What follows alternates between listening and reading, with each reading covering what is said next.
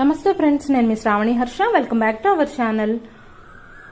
ఆ పల్లెటూరు పిల్ల గొప్పతనమో అదృష్టమో ఇంత గొప్ప సంబంధం, పట్నం సంబంధం వెతుక్కుంటూ వచ్చినందుకు ఊరు జనమంతా కస్తూరి చాలా అదృష్టవంతురాలు అనుకున్నారు.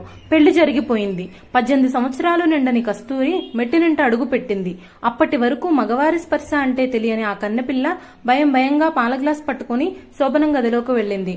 ఉదయాన్నే అత్తగారు అన్న మాటలకి ఆ కొత్త పెళ్లి కూతురు బావిలో శవమై తేలింది. ఇంతకీ ఏం జరిగింది? ఆ కొత్త పెళ్లి కూతుర్ని అత్తగారు అన్న మాట ఏమిటి? ఈ కథలో చూద్దాం. అదొక మారుమూల పల్లెటూరు. పట్నం పోకడ్లు అంతగా తాకని చిన్న ఊరు. ఆ అందమైన ఊరిలో ఒక అందమైన కుటుంబం ఉంది. ఆ కుటుంబానికి మగపిల్లాడు కావాలని ఎంతో ఆశ. ఆ ఆశకు తగ్గట్టుగానే 4 మగపిల్లలు పుట్టారు. ఆ ఇంట్లో చివర ఒక అందమైన అమ్మాయి పుట్టింది.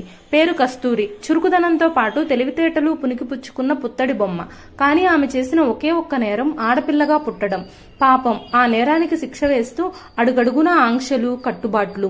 ఆ బట్టలు వేసుకోకు, అలా ఎక్కువగా నవ్వకు, మగవారితో మాట్లాడకు, చీకటి పడ్డాక బయట తిరగకు, మగాళ్ల వైపు చూడకు, ఆడుకోకు, ఇలా ఎన్నెన్నో. పాపం, ఆ పిల్లకు మాత్రం ఉండదా ఎగిరే గువ్వలా ఈ అనంత విశ్వంలో విహరించాలని, తన ఆశలకు కలలకు కొత్త రెక్కలు తొడగాలని?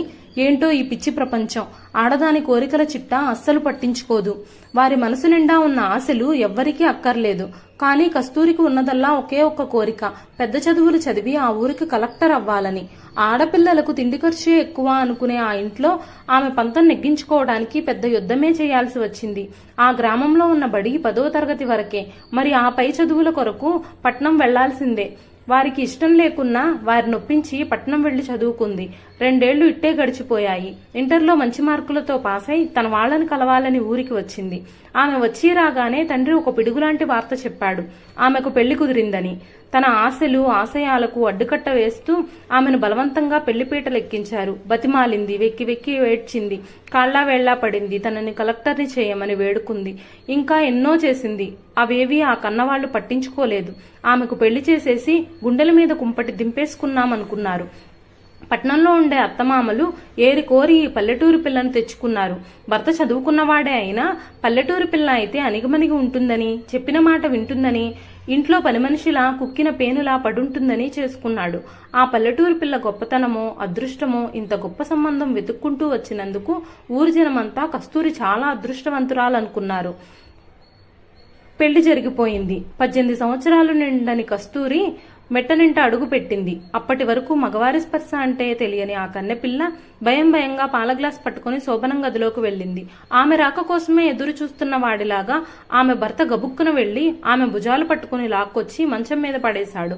ఒక చేత పాల గ్లాస్ పడిపోకుండా జాగ్రత్తగా పట్టుకుని తనను తాను సముదాయించుకుంటూ జాగ్రత్తగా వచ్చి మంచం మీద కూర్చుంది.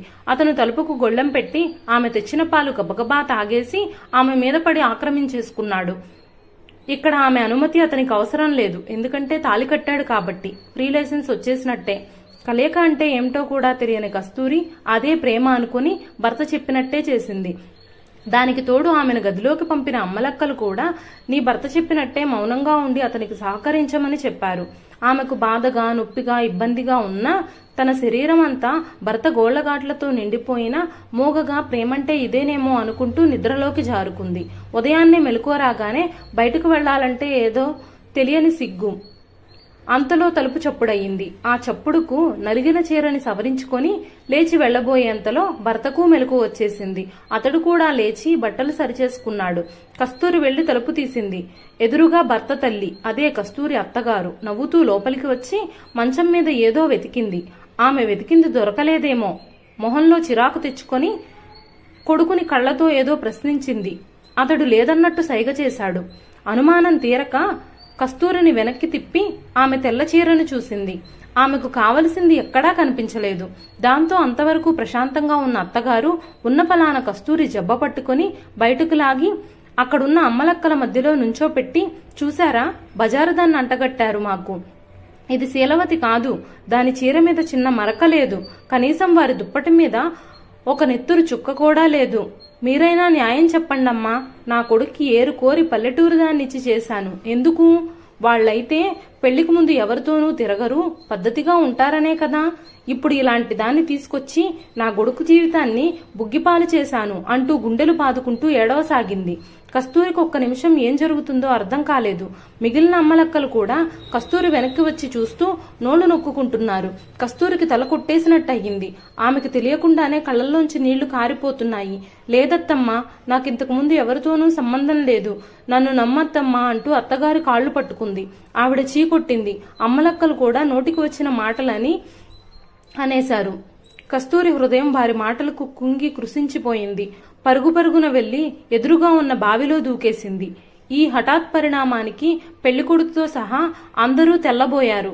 వెంటనే తేరుకొని ఇద్దరు పనివాళ్లు బావిలోకి దూకి ఆమెను రక్షించే ప్రయత్నం చేశారు.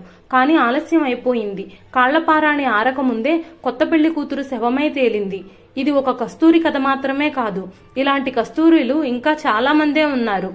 హైమన్పుర, కన్నెపుర ఆటల్లో కూడా చిరిగిపోతుంది అని తెలియని మూర్ఖులు ఇలాంటి పరీక్షలు పెడుతూనే ఉంటారు.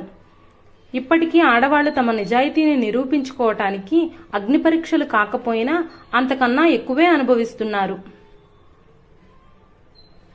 పురాణ కాలం నుంచి ఆడదానికి మాత్రమే శీల పరీక్షలు. ఏం మగాడికి శీలం ఉండదా? వాళ్ళకే పరీక్షలు అవసరం లేదా? శీలం ఆడదాని సొత్తు మాత్రమేనా?